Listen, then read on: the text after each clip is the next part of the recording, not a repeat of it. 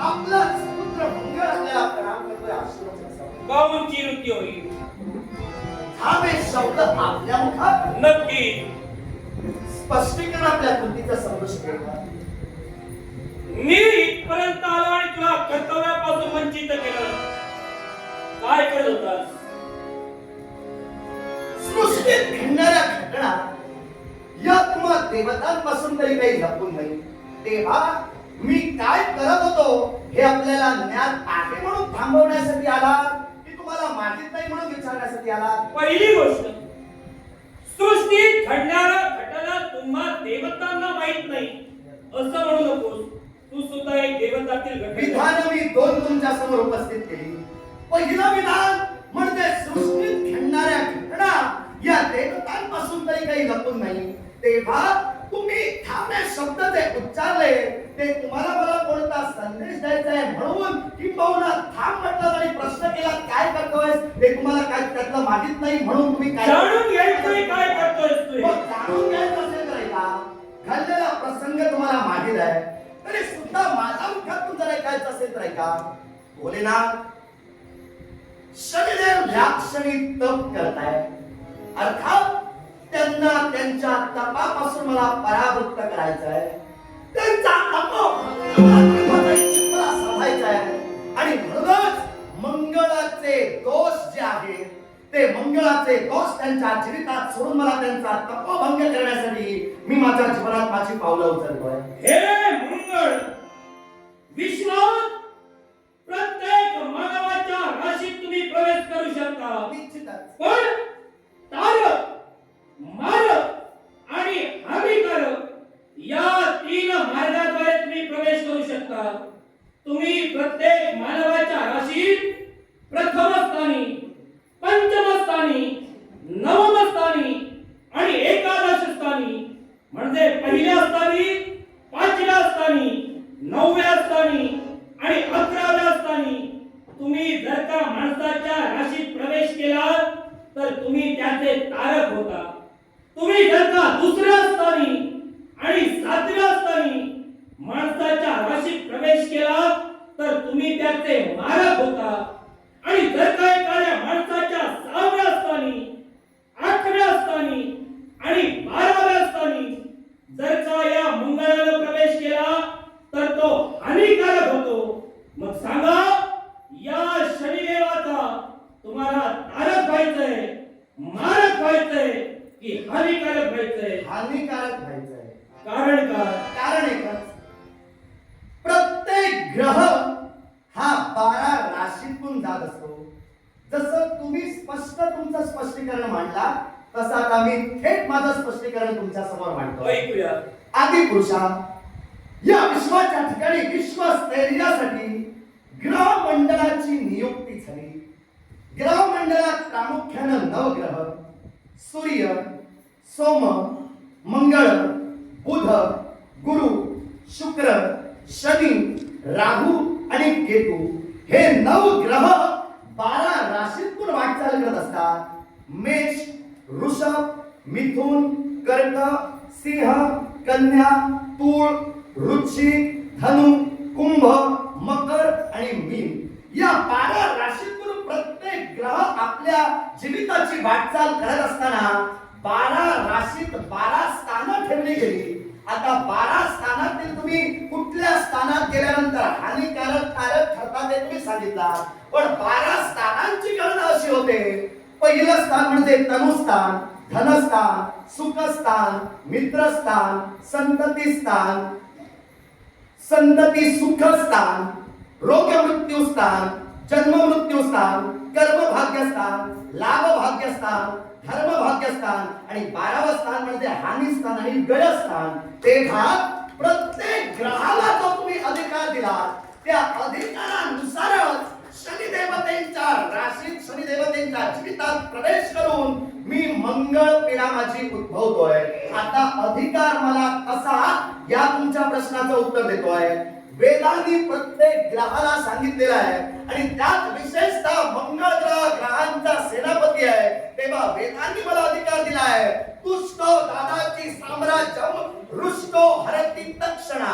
अर्थात मंगळ जर एखाद्यावर संतुष्ट झाला तर रंगाचा सुद्धा राव करतो, पण जर क्रोधिष्ठ झाला तर रागाचा सुद्धा रंग करतो. तेव्हा मी माझ्या कृतीत, माझ्या कर्मात आणि माझ्या कर्म वाटचालीत मी तरी योग्य असं माझं मत मला सांगतंय. तेव्हा आदिपुरुषा, आपण माझ्या मार्गात व्यत्यय आणलाय अशी तुमच्या चरणापुढे माझी विनंती आहे. हे मंगळ, एखाद्या व्यक्तीनं जर का कर्म केलं असेल तर त्या कर्माचे भोग भोगण्यासाठी त्याच्या राशीत ग्रहदोष निर्माण होतो. मग या शनी कर्मी असं काय कर्म घडलं आणि म्हणून हा ग्रहदोष तू निर्माण करतोय? शनिक महाराजांकडून एकच कर्म घडलं, ते तप करतायत याबद्दल माझं दुमत कधीच नव्हतं.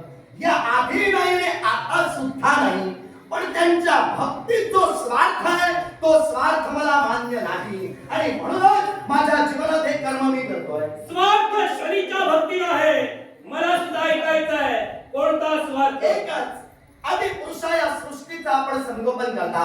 अर्थात सृष्टीत प्रत्येकाच्या मनात काय घडतंय आपल्याला ज्ञात आहे, पण माझ्यासारख्या पामराच्या मुखातून जर ऐकायचं असेल तर ऐका. शनिदेव या क्षणी तप करतायत, त्यांचा संकल्प एकच आहे की साऱ्या ग्रहात त्यांना आपलं श्रेष्ठत्व प्रस्थापित करायचं आहे. या विश्वाच्या पाठीवर प्रत्येक ग्रह हा आपलं कार्य हे खऱ्या अर्थानं सिद्धीस देऊनच या सृष्टीचं स्थैर्य करतो. त्या योगे आपलं वर्चस्व या जगात सिद्ध करून दाखविलं. त्या योगेच देवतांनी ग्रहपदात त्यांची नियुक्ती केली. मग शनिदेवांची नियुक्ती ग्रहपदात असताना सुद्धा साऱ्या ग्रहात श्रेष्ठत्व मिळवण्याचा त्यांचा हा मानस, म्हणजे इतरांना तुच्छ लेखून स्वतःचा मोठेपणा करण्याची चढावड ज्यावेळी त्यांच्या मनात निर्माण झाली, अर्थात तो माझ्या दृष्टीनं त्यांच्यात स्वार्थ निर्माण झाला. हा स्वार्थ मला मान्य नाही, म्हणून मी मंगळाचे दोष त्यांच्या हे मंगळ ग्रह शनी विश्वाच्या ठिकाणी साऱ्या ग्रहांना तुच्छ लेखतोय असं तुझं ठाम मत आहे नव्हे, तर साऱ्या ग्रहांवर वर्चस्व निर्माण करण्याचा प्रयत्न करतोय. हा तुझा आरोप मी त्याच्या बाबतीत मान्य केला असता, पण तो केव्हा? जर का साऱ्या ग्रहांची कुचेष्टा करू नव्हे तर साऱ्या ग्रहांवर प्रतिकार करू जर का तो स्वतःचं वर्चस्व निर्माण करण्याचा प्रयत्न करत असला असता, नक्कीच त्याचा अपराध आम्हाला मान्य असता. तप करणं हा अपराध नाही, भक्ती करणं हा अपराध नाही. आतापर्यंत देवदेवतांनी सुद्धा भक्ती करून या विश्वाच्या ठिकाणी देवाला प्रसन्न करून घेतलं. या शिवशंभूने वैकुंठीच्या नारायणाला गुरु मानलं, वैकुंठीच्या नारायणाने या शिवशंभूची भक्ती केली. मग हे देवता सुद्धा जर का भक्ती करून या विश्वाच्या ठिकाणी स्वतःचा पुण्य प्रभाव वाढवत असतील, मग तोच प्रकार जर का श्रीदेवाकडे घडत असेल, काय चुकतंय मी म्हणतोय त्याचं? काय ते? जर पुण्य प्रभाव वाढविण्यासाठी जर ते तप करताय तर माझं दुमत नाही, पण त्यांचा संकल्प एकच आहे. तो संकल्प कोणता? तर साऱ्या ग्रहात त्यांना श्रेष्ठत्व मिळवायचं आहे. अर्थात इतरत्र ग्रहांची श्रेष्ठत्वाची चढावड करण्याचा अधिकार काय तुम्ही यांना दिला? मग काय मंगळदेवा विश्वाच्या ठिकाणी प्रत्येकाला स्वतःचं नावलौकिक करावं, तो देव दानव मानव कुणी असते हे तर मान्य.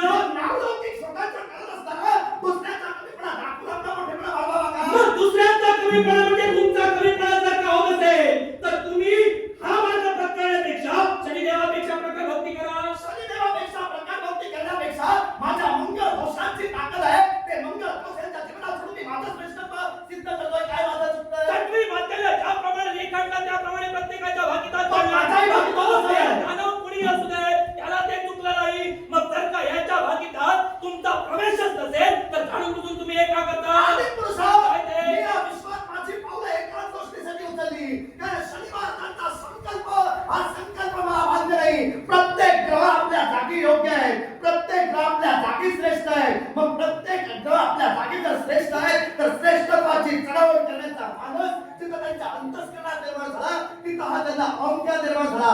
अर्थात हा अहंकार मागच्या जागी काहीतरी पुरविण्यासाठी मंगळ ग्रह आपल्या जीवनाची वाटचाल करतो. मंगळ ग्रह तू सुद्धा भूमातेचा पुत्र आहेस, भौम म्हणून जन्माला आलास.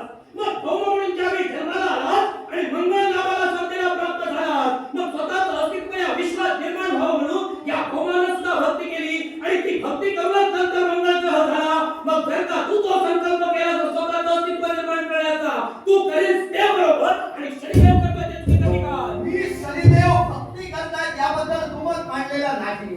ते भक्ती करताय तर पुण्य संचयासाठी करत असतील तर भक्ती त्यांना करू दे, पण त्यांचा संकल्प आहे तो संकल्प हा इतरत्र ग्रहांना तुच्छ लेखण्यासारखा आहे. मी भक्ती निश्चितच केली, पण मी खऱ्या तर भूमीचा पुत्र असून सुद्धा भारद्वाज महंतांनी जी दीक्षा मला दिली त्यानुसार महागणपतीची म्हणजे आद्य विनायकाची मी आराधना केली आणि त्यायोगे आद्य विनायकाचा आशीर्वादायोगे हा भौम अंगारक झाला आणि त्यायोगे मला ग्रहमंडलात सेनापती हे स्थान देण्यासाठी साऱ्या देवतांनी पात्र समजलं. अर्थात मी इतरत्र ग्रहांचा, इतरत्र देवतांचा, इतरत्र मानवांचा किंवा इतरत्र ऋषींचा कमीपणा दाखवण्यासाठी भक्ती केली नव्हती. तसा जर ते संकल्प ओढत असतील माझी चूक मी मान्य करतो आणि जातो.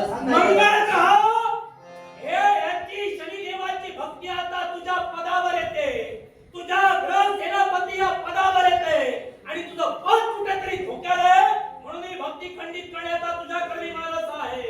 माझ्या पदावर जर घड्याळाकडे शनी महाराजांची भक्ती येत असेल तर तुमच्याच म्हणण्यानुसार प्रत्येकाला आपली प्रतिष्ठा आणि प्रत्येकाला आपलं पद मिळत असतं. तुम्ही आत्ता बोलून गेला होता, मग मी माझ्या पदासाठी झटतोय तरी आपलं पद तरी राखावं न पेक्षा दुसरं पद मिळवावं. यात तुझा स्वार्थ दिसून आला. जर का तू तुझ्या पदासाठी झटतोय मग तू या साऱ्या ग्रहांसाठी नाही, तू झटतोय तुझ्या एकट्यासाठी.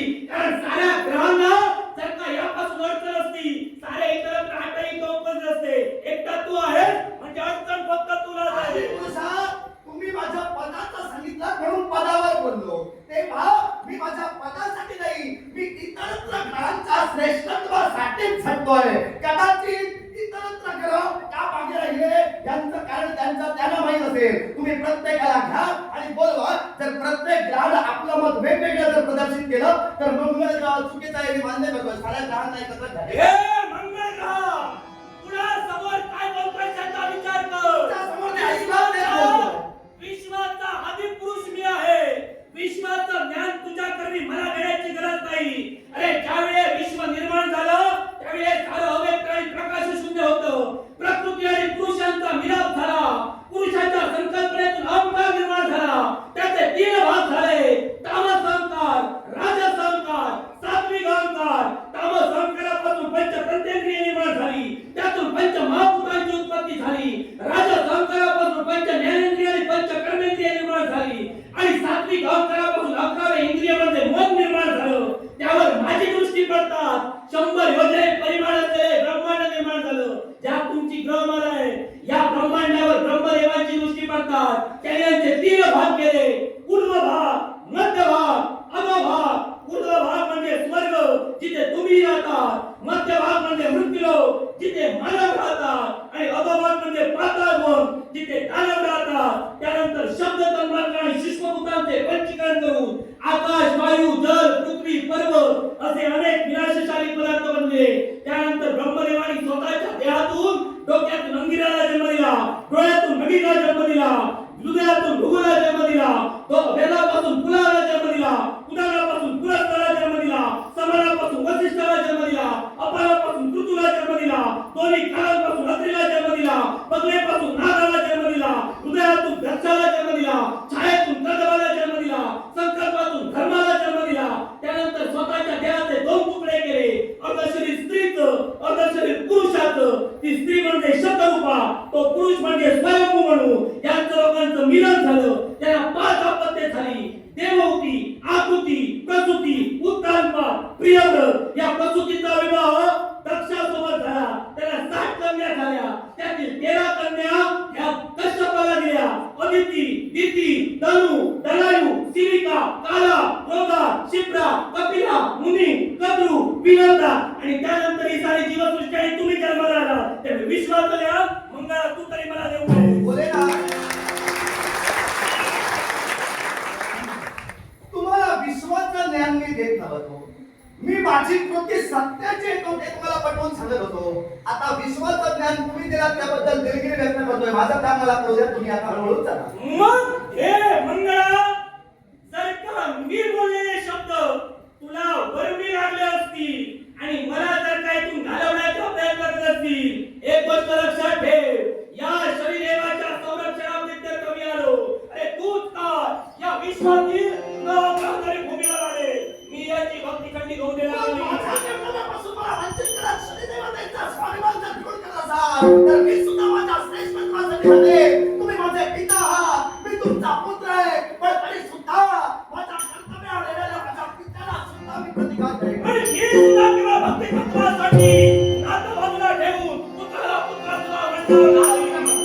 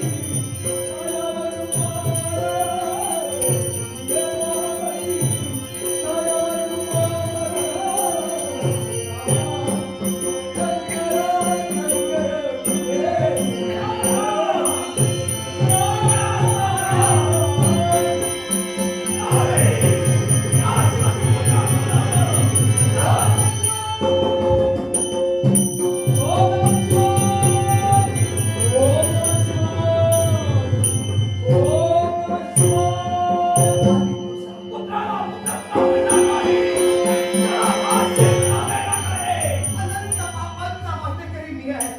माझे अक्षम्य अपराध मोठ्या मनाला पोटात घ्या. मला क्षमा करा, तुमच्या चरणाशी मी लीन आहे. राम राम दास राम राम दास.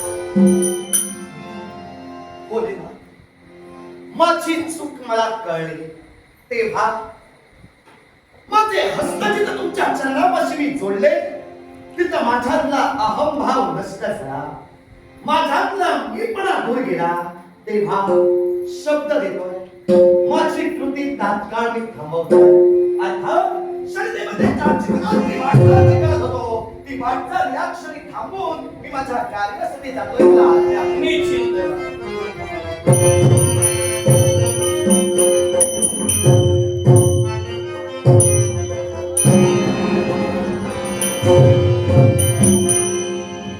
एक निष्ठुर शिवाची भक्ती करतो. मग या भक्ताच्या भक्तीवर प्रफुल्लित होऊ यावेळी सदैव